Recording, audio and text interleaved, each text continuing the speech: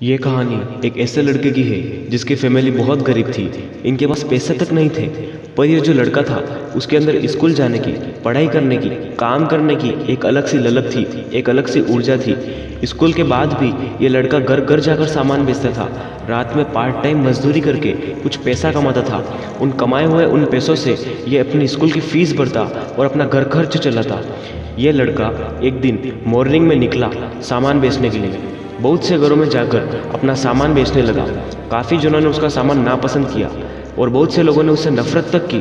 परंतु फिर भी यह लड़का निराश नहीं हुआ, हिम्मत नहीं हारा। अपनी उसी रफ्तार से सामान बेचने के लिए और ज़्यादा से ज़्यादा घरों में जाता रहा। अब दोपहर का समय हो चुका था। उस लड़के को बड़े जोर से भूख लगने लगी। अब उसने निर्णय किया कि अब वो जिस भी घर का दरवाज़ा खटखटाएगा उनसे पैसों के बदले खाना मांगेगा। वह एक घर के दरवाजे पर गया और जोर से वहाँ का दरवाज़ा खटखटाने लगा। दरवाज़ा खुला तो अंदर से एक लड़की निकल कर आई। उस लड़की को देखकर लड़का बड़ा घबरा गया और उसने अचानक उस लड़की से पीने का पानी मांग लिया। लड़की घर के अंदर गई पानी लेने के लिए। अंदर जाकर वह लड़की सोचने लगी कि यह लड़का इतना परेशान है, इतना बेचैन है, इतना घबराया हुआ है, शायद यह भूखा हो सकता है। ऐसा लड़की ने अपने मन में सोचा।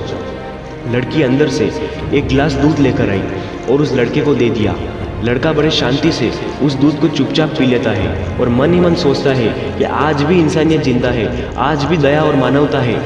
दूध पीने के बाद लड़के ने उस लड़की से कहा, कितने पैसे दूँ इसके बदले? तब लड़की ने बड़े प्रेम भाव से कहा, पैसे क्यों देते हो? मेरी माँ हमेशा कहती है किसी की अगर मदद करें तो पैसे नहीं लेने चाहिए, इसलिए प्लीज़ आप कुछ मत दीजिए। तब लड़के ने कहा, आप कुछ सामान खरीद लीजिए, मेरा कुछ लेना है तो ले लीजिए, शर्माइए मत, बिंदास लीजिए, मैं आपके लिए कुछ दाम कम कर दूंगा, ऐसा लड़के ने कहा। तब लड़की ने कहा, हमें किसी प्रकार का कोई सामान नहीं चाहिए, आप चले जाइए, हमें कुछ भी नहीं चाहिए। फिर उस लड़के ने उस लड़की को दिल से धन्यवाद कहा और कहा कि मुझे प्यास लगी थी और आपने मेरी भूख तक शांत कर दी, बहुत बहुत शुक्रिया और धन्यवाद। ऐसा कहकर वो लड़का वहाँ से निकल गया। समय बीतता रहा, वक्त ने अपनी रफ्तार पकड़ी। लड़के ने जैसे तैसे अपनी पढ़ाई पूरी कर ली। स्कूल कॉलेज सब कुछ कंप्लीट हो चुका था। उसके बाद लड़का अपनी योग्यता के दम पर एक बहुत बड़े शहर में एक बड़ा डॉक्टर बन गया।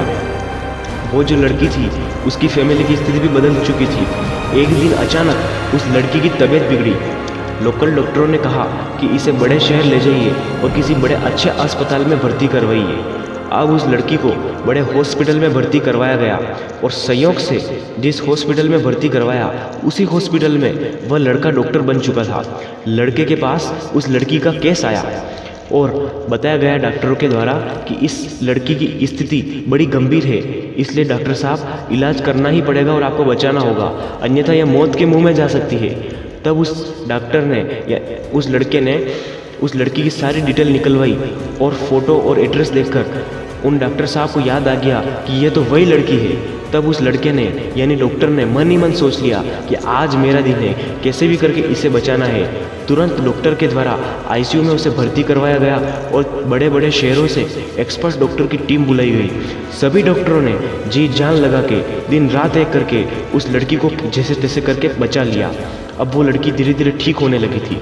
जब वो लड़की पूरी तरीके से ठीक हो गई तो हॉस्पिटल के द्वारा पेशेंट को एक बिल जाता है।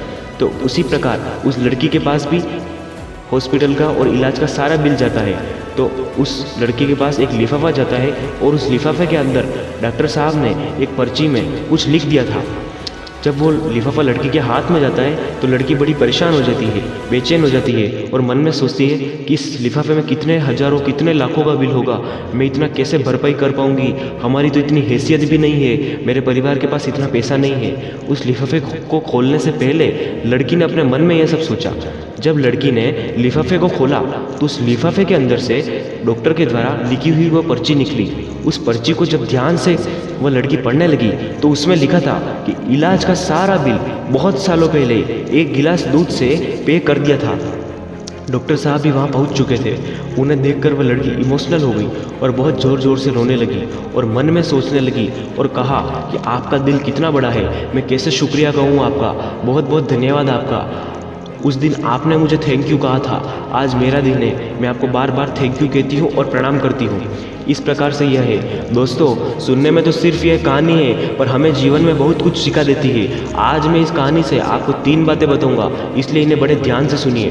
पहली, अपना काम इतना शिद्दत से करो और अपना मन इतना बड़ा रखो, अपना दिल इतना बड़ा रखो कि साक्षात खुद भगवान भी कहे और आप पर गर्व करे कि वाह रे, क्या इंसान बनाया है मैंने। दूसरी चीज, इस दुनिया में हर किसी की मदद करना सीखो, क्योंकि कहते हैं ना, कर भला तो हो भला। तीसरी सबसे इम्पोर्टेंट चीज, हर परिस्थिति में, जीवन के हर सिचुएशन में, चाहे विपरीत परिस्थिति हो, चाहे कितना भी कठिन समय हो, चाहे कितना कठोर संघर्ष करना पड़े, बस अपने लक्ष्य से कभी पीछे मत हटना। अगर वो लड़का भी उस वक्त सिर्फ रोता ही रहता, ऐसे ही भीख मांगता रहता, जिंदगी काटता और बस काम चलाता रहता, तो आज वो डॉक्टर में कभी नहीं बन पाता।